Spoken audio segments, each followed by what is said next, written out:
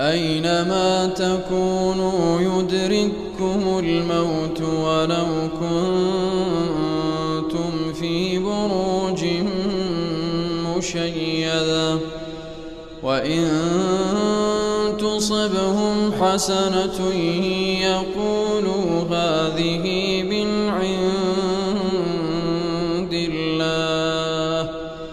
وإن تصبهم سيئة يقولوا هذه من عندك قل كل من عند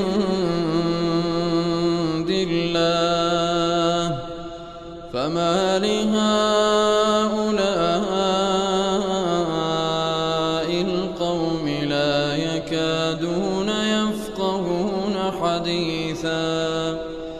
ما أصابك من حسنة فمن الله